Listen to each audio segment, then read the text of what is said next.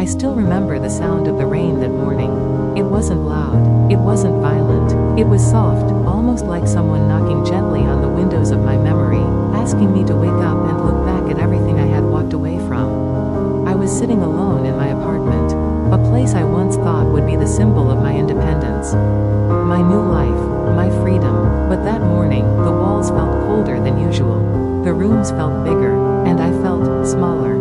I looked at my phone and saw a missed call. It was from my mother, 3 calls, actually, all from the night before. I had been too tired to talk, or at least, that's what I told myself. But deep down, I knew the truth. I wasn't avoiding the calls out of tiredness. I was avoiding the guilt. The guilt of being a daughter who once believed she needed to leave her parents to find her own path. A daughter who had convinced herself that distance was necessary. A daughter who believed time was endless, that her parents would always be there, waiting. But that day, as I stared at the missed calls, something inside me shifted. A quiet fear, a sinking realization, a whisper in my chest that said, what if one day, they stop calling? I picked up the phone and tried calling back, but no one answered. I tried again, still nothing. Suddenly, the silence in my apartment became louder than the rain outside. Louder than my heartbeat, louder than the excuses I had been telling myself for years. And for the first time, truly for the first time, I allowed myself to sit with the truth. Maybe leaving them wasn't strength, maybe it wasn't growth. Maybe it was a mistake wrapped in pride, a mistake covered by busyness, a mistake I didn't want to see until that morning. I didn't know then that this single day, this very ordinary day, would change my life forever. And this is the story of how I realized I shouldn't have left my parents. I grew up in a small, warm home. Not perfect, not fancy, just simple and filled with the kind of love that you don't recognize until you're older, the kind that exists in little actions, not big speeches. My father was a quiet man. He didn't talk much, but his presence always filled the house. He showed love in the way he carried heavy bags so no one else had to. In the way he checked the doors twice every night. In the way he always saved the last piece of food for someone else. My mother, on the other hand, talked enough for both of them. She laughed easily, worried quickly, and believed that her children were pieces of her heart walking around outside her body. We weren't a rich family, but we were rich in the kind of moments that stay with you forever. Morning chai on the balcony. Dinner cooked with stories from my mother's childhood. My father silently fixing things around the house. Evenings where we sat together without doing anything, yet it felt like everything. I grew up believing that this was how all families were, soft, steady, always there. But then life started changing. As I grew older, I began feeling something I didn't understand at the time. A restlessness, a voice telling me I needed to build my own life, my own name, my own freedom. A voice that made my parents' love seem like a comfortable cage, even though it never was. When I got my first job offer in another city, I felt excitement and guilt. My parents supported me, of course. My mother packed extra clothes. My father carried my suitcase. They smiled like they weren't breaking inside. I left home believing I was doing the right thing. Believing that distance was a normal part of life. Believing that my parents would always be strong, always be the same. In the beginning, I called them often. Every night at first, then every few days, then every week. And slowly, as work got harder, as life got busier, as I got absorbed into my new world, the calls grew fewer. My parents never complained. My mother always said, "It's okay, beta. You must be tired." My father always said, "Take care of your health," and nothing more. But between their words, I felt something. A quiet disappointment, a sadness they tried to hide, a longing they never expressed. Still, I didn't return home often. The trips felt inconvenient. The timing never seemed right. I always convinced myself, next month. After this project, when things calm down. But life never calms down. And parents don't stay the same forever. Years passed. I kept chasing success. New job, new apartment, new goals, new burdens. My parents grew older. Their voices softened. Their calls became shorter. And slowly, without noticing, I had walked far away from the two people who had given me everything. The real conflict didn't start with one big moment. It started with small things. Little cracks in the bond between me and my parents, cracks I didn't notice because I wasn't looking. My mother began forgetting things during our calls. She would repeat stories, ask the same questions twice. I used to smile and say, "Mom, you just asked me that," without realizing what it meant. My father, who used to walk miles without tiring, now sounded breathless on the phone. But they always downplayed it. "We're fine. Just age, don't worry," and I believed them. Or maybe I wanted to believe them so I wouldn't feel guilty. Then came the day my mother asked, "When are you visiting?" And I said, "Maybe next month." She only said, "Okay." But her voice cracked in the middle of the word.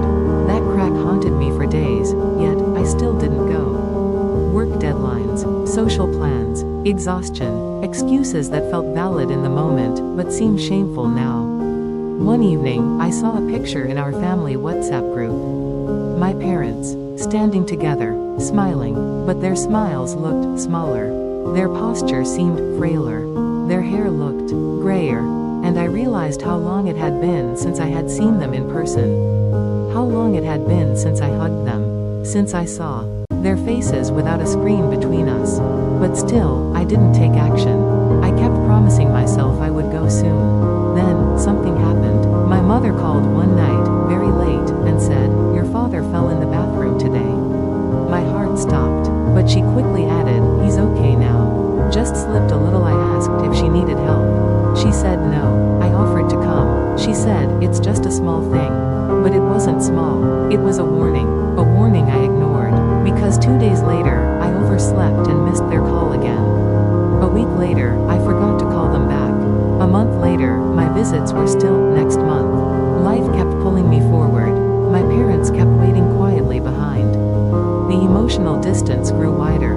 The calls felt shorter, the conversations less personal, and without realizing it, I was drifting away from them, inch by inch, day by day.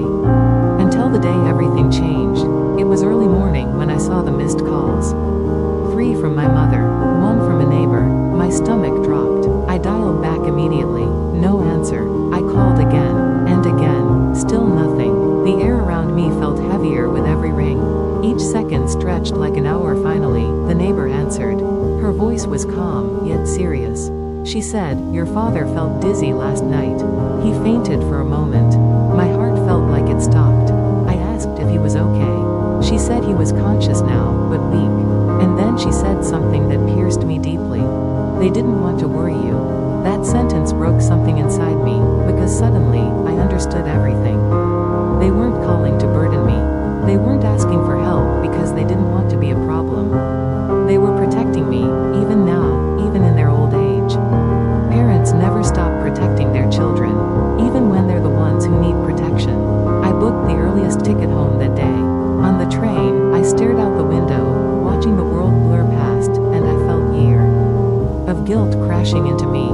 Every missed call, every postponed visit, every moment I chose work over them. Every time I said, later, but never followed through. By the time I reached home, it was late evening. I walked inside quietly. The living room looked smaller. The walls seemed older. Everything felt familiar, yet unfamiliar, like I had been gone for a lifetime.